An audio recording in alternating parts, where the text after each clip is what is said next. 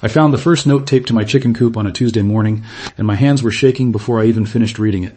It said my hens were a biohazard, and that I had until Friday to get rid of them. Or else.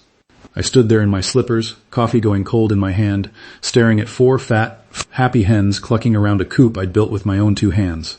I had no idea that note was just the beginning. What happened over the next 6 weeks would end with a county official standing in my backyard, a stack of legal paperwork, and a woman 2 doors down finally getting exactly what she deserved. My name doesn't matter for this story, but you can call me Sarah, because that's close enough to the truth. I live in a quiet cul-de-sac in a mid-sized suburb, the kind of place with manicured lawns and a homeowners association that emails you if your trash can sits out an hour too long.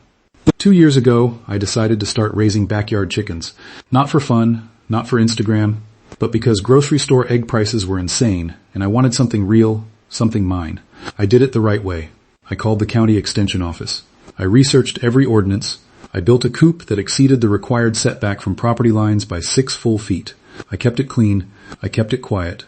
4 hens, no rooster, no noise complaints, ever. For over a year, nobody said a word. Then Denise moved in 3 houses down. Denise had opinions about everything. My grass length, my mailbox color, the wind chime on my porch that she swore was disturbing her aura, but nothing bothered her quite like my chickens. She'd stop mid-walk, glare at the coop like it had personally wronged her, and mutter something under her breath. I tried being neighborly. I even offered her a dozen fresh eggs one morning.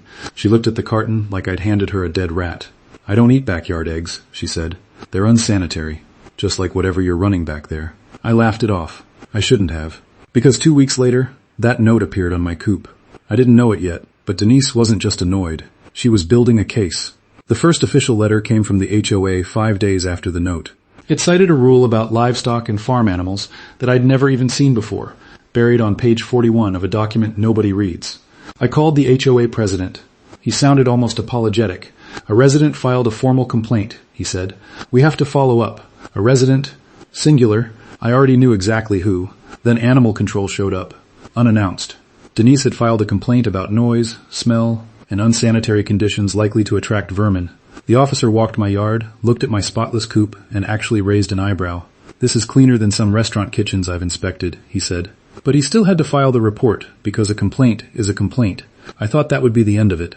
It wasn't. 3 days later, a certified letter landed in my mailbox. The HOA was now threatening a $500 fine, with an additional $200 per week until the hens were removed. I felt sick. I'd done everything right, and I was about to lose my chickens over a woman who just didn't like the way they looked. That night I couldn't sleep. I kept replaying every interaction with Denise, wondering what I'd done to deserve this level of obsession. The next morning, I found her standing at the edge of my driveway with her phone out, filming my coop like she was building evidence for a courtroom. "Just documenting the smell," she said, without even looking up. There was no smell. I cleaned that coop every single day. But facts had stopped mattering to her a long time ago. I started keeping my own records too. Photos, timestamps, copies of every letter. Something told me I was going to need them. A week later, she filed a second HOA complaint, this time claiming the hens were attracting rats. I'd never seen a single rodent in 2 years. The HOA sent an inspector, a tired-looking man with a clipboard who barely glanced at the coop before writing, "No evidence of infestation," and driving off in under 10 minutes. But the fines kept coming anyway, because apparently once a complaint is filed, the HOA has to process it, regardless of whether it's true. I felt like I was fighting a machine that didn't care about facts, only paperwork. But she made one mistake. She didn't just complain to the HOA. She also filed a formal complaint with county animal control and, without realizing it, triggered an official agricultural inspection. And that inspection would end up burying her. The county agricultural officer, a woman named Officer Reyes, called me directly to schedule a site visit. She explained that under state right-to-farm protections, urban poultry, kept within county, guidelines could not be restricted by a private HOA if the setup met agricultural code. I hadn't even known that law existed. Officer Reyes arrived with a clipboard, a tape measure, and zero patience for nonsense. She measured the coop distance from the property line. She checked ventilation, waste management, feed storage, everything. "This exceeds every requirement we have," she told me. "Space, cleanliness, drainage. This is one of the best small setups I've seen this year." Then she said the sentence that changed everything. "I'm issuing you a written compliance clearance. This legally protects your coop from HOA interference, because agricultural use here is state regulated, not HOA regulated." I could have cried right there in my backyard. She handed me an official letter, county letterhead, her signature, a case number, everything. It stated in plain legal language that my hens were fully compliant, fully protected, and that any HOA fine issued against me for keeping them would be operating outside its legal language. I didn't just frame that letter.